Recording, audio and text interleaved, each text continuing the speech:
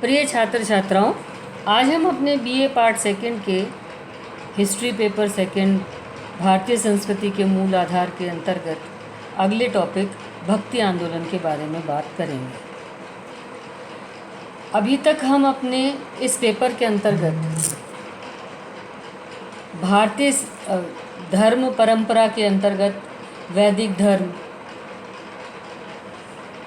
बौद्ध धर्म, जैन धर्म, वैष्णव संप्रदाय, वैशैव संप्रदाय के बारे में बात कर चुके हैं। मध्यकालीन भारत में 9वीं शताब्दी के पश्चात इस्लाम का प्रवेश हुआ और धीरे धीरे भारत के अंदर इस्लामिक शासन की नींव मजबूत होती चली गई।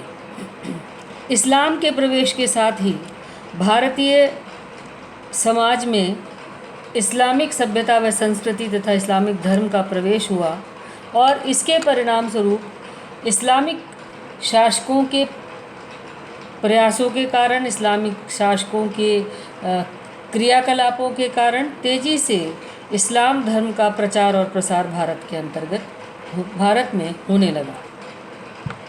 इसके कारण एक समय ऐसा आने लगा कि हिंदू धर्म अपने आप को बहुत ही पिछड़ा हुआ दिखाई देने लगा तथा हिंदू धर्म के अंदर व्याप्त बुराइयों के कारण हिंदू धर्म की स्थिति अत्यंत दयनीय हो गई थी। इन परिस्थितियों में जबकि हिंदू धर्म व समाज पाखंडों, कुरीतियों, कुसंस्कारों, कुप्रथाओं व अज्ञानता के कारण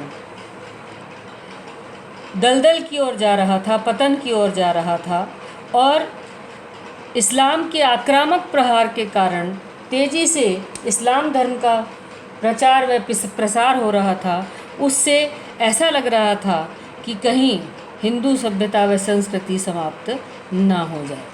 ऐसी परिस्थितियों में एक जन आंदोलन के रूप में भक्ति आंदोलन का प्रादुर्भाव हुआ और भारतीय संस्कृति के इतिहास में भक्ति आंदोलन एक बहुत ही महत्वपूर्ण आंदोलन था। यह एक लोकप्रिय जन आंदोलन था जिसने सामाजिक, धार्मिक और सांस्कृतिक क्षेत्र में अपनी अमिट छाप छोड़कर भारतीय संस्कृति को अत्यधिक प्रभावित किया। इसकी सबसे बड़ी विशिष्टता यह थी कि इसने सार्वभौम मानवता के आधार पर लोक धर्म एवं संस्कृति के समस्त सूत्रों को एक किया। जहां इसने एक और बाह्य आडंबरों, अंधविश्वासों, कुरीतियों, कुप्रथाओं एवं अज्ञानता का विरोध करके शुद्ध भगवत भक्ति पर बल दिया, वहीं दूसरी ओर पवित्र नैतिक आचरण के विकास एवं हिंदू मुस्लिम संस्कृतियों के समन्वय स्थापित करने में उल्लेखनीय योगदान दिया। भक्ति मार्ग के प्रवर्तकों ने जाति पाति, वर्ग विशेष के भेदभाव को समाप्त कर समस्त मानव जाति को समान घोषित किया तथा यह प्रेरणा दी कि वे भक्ति व प्रेम की तरंगिणी में स्नान करके शुद्ध व बुद्ध हो सकते हैं। भक्ति शब्द की व्युत्पत्ति संस्कृत की भज धातु से हुई है, जिसका तात्पर्य है शरण में जाना या सेवा। कालांतर में यह शब्द प्रेम एवं निष्ठापूर्वक देव सेवा यानी ईश्वर सेवा का पर्याय बन गया। भक्ति के लिए यह कहा जाता है कि ईश्वर के प्रति अटूट श्रद्धा ही वास्तविक भक्ति है। अपने आप को पूर्ण रूप से ईश्वर के समक्ष आत्मसमर्पण कर ईश्वर के ध्यान में रत हो जाना, अनुरक्त हो जाना ही भक्ति है। भक्ति भगवान के प्रति अनन्यगामी प्रेम है। भक्ति का तात्पर्य हरिमोसा मैं हरिसा, अर्थात हरि और मुझ में यानी ईश्वर और भक्त के बीच का जो अंतर है वह समाप्त हो जाना ही भक्ति है। भक्ति के अंतर्गत जहाँ पहले धर्म में ज्ञान या कर्मवाद को विशेष महत्व दिया गया था और बौद्धिकता के आधार पर ज्ञान रूपी मार्ग पर चलते हुए जीवन के चरम लक्ष्य यानी ईश्वर की प्राप्ति को आधार माना गया, या निष्काम भाव से कर्म करते हुए जीवन के अंतिम लक्ष्य यानी ईश्वर की प्राप्ति को बल दिया गया। सामान्य व्यक्ति इस प्रकार के बौद्धिक गुणों को, बौद्धिक ज्ञान को समझ नहीं पा रहा था, समझ नहीं सकता था, जिसके कारण इस शुद्ध बौद्धिकता के कारण धर्म सामान्य व्यक्ति से दूर होता चला गया। एक सामान्य व्यक्ति के लिए कर्मकांड या धार्मिक अंधविश्वास, आडंबर, कुरीतियाँ, कुप्रथाएं इतनी ज़्यादा बढ़ गई थी कि धर्म से उसकी दूरी बढ़ती चली जा रही थी। ऐसे में इस्लाम के आने के कारण तेज़ी से कुछ लोगों का तो मजबूरी से धर्मांतरण हुआ, लेकिन हिंदू समाज में फैली हुई विषमता के कारण बहुत सारे लोगों ने स्वतः ही इस्लाम धर्म को अपनाना प्रारंभ कर दिया। इसके कारण यह उस युग की मांग हो गई थी कि हिंदू धर्म को इन कर्म कांडों एवं पाखंडों से मुक्त कराकर जनप्रिय धर्म बनाया जाए, जनसाधारण जनता को हिंदू धर्म की ओर आकृष्ट किया जाए तथा उसके जीवन का सक्रिय तत्व बनाने के उद्देश्य से हमारे मध्यकालीन धार्मिक विचारों ने भक्ति मार्ग पर अधिक महत्व दिया। वस्तुतः भारत के इस्लाम के आगमन पर हिंदुओं की बौद्धिक तथा आध्यात्मिक प्रतिक्रिया भक्ति आंदोलन के रूप में प्रकट हुई। अर्थात जहाँ इस्लाम बहुत सरल और सहज धर्म था,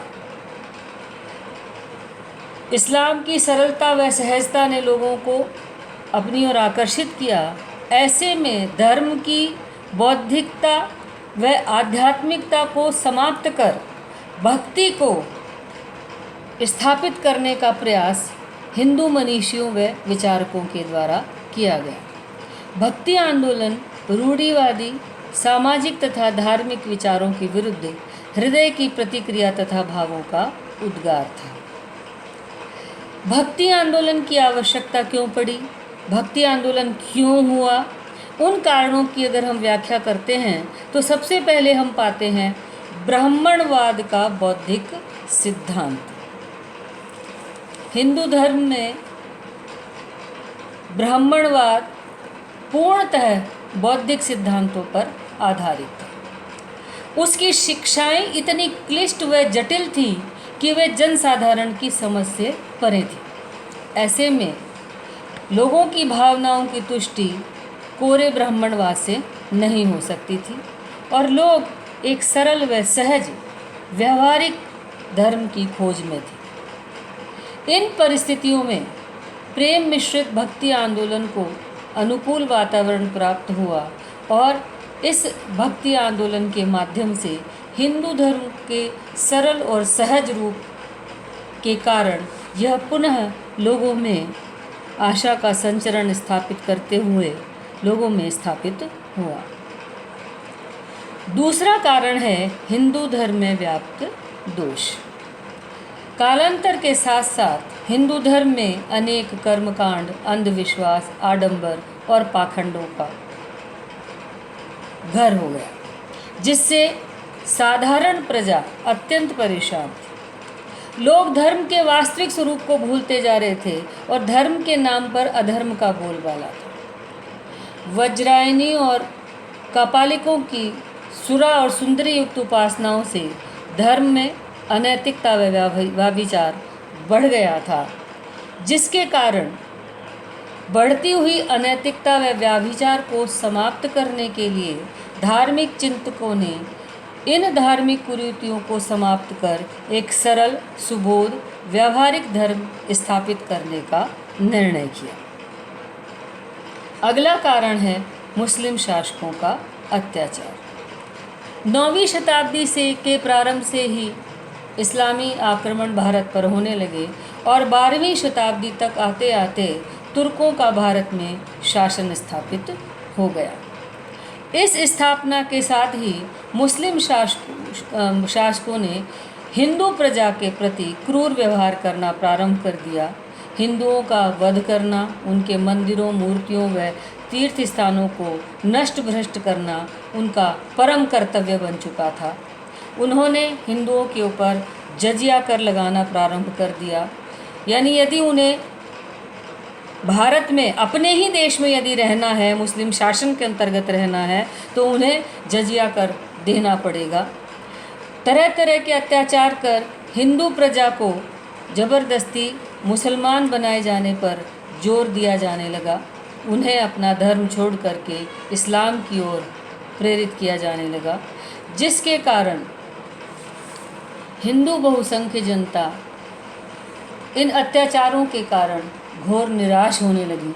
अतः साधु संतों के द्वारा इस निराशा को दूर करने के लिए भक्ति भाव के माध्यम से लोगों के हृदय में भगवान के प्रति व प्रेम व आस्था को पुनर्स्थापित करने के लिए इस आंदोलन की शुरुआत की गई। अगला कारण है सामाजिक परिस्थितियाँ। मध्यकाल में हिंदू धर्म की भांति हिंदू समाज में भी अनेक कुरीतियाँ व्याप्त हो गई। जाति प्रथा की जटिलता, ऊंच नीच की भावना के कारण समाज का निम्न वर्ग अत्यंत दुखी व पीड़ित था। समाज में ब्राह्मणों के प्रभुत्व व महत्व के कारण शूद्रों की स्थिति अत्यंत शोचनीय थी। उनको अधिकारों से वंचित कर दिया गया था, उनका स्पर्श तक वर्जित समझा जाता था। अतः इस ऊंच नीच की भावना से शूद्र वर्ग में तीव्र असंतोष था। अतः विचारकों ने समाज की इस व्याप्त बुराई को दूर कर नवीन समाज की स्थापना के लिए भक्ति आंदोलन के माध्यम से प्रयास करने का प्रयास किया। अगला कारण है सरल मार्ग की आकांक्षा। मध्यकाल में समाज एवं धर्म में व्याप्त बुराइयों के कारण जनसाधारण एक सरल व सुबोध धर्म का आकांक्षी था। ब्राह्मणवाद तथा शंकराचार्य के अद्वैतवाद जनसाधारण की समझ के परे थे। जनसाधारण हिंदू धर्म की ओर आकृष्ट नहीं हो पा रही थी, क्योंकि धर्म की जटिलता व क्लिष्टता के कारण उनके मन में एक हिंदू धर्म के प्रति वीतराग का भाव स्थापित होने लगा। अतः साधारण जनता के मन में हिंदू धर्म के प्रति आकर्षण पुनः स्थापित करने के लिए, उनके जीवन को सक्रिय व स्फूर्तिदायक बनाने के लिए मध्यकालीन संतों के द्वारा एक सरल, व्यवहारिक व रुचिकर धर्म को स्थापित किया गया, जिसका प्रजा के द्वारा, जनता के द्वारा स्वागत किया गया। अगला कारण था पराधीनता व निष्क्रियता से मुक्ति का साधन।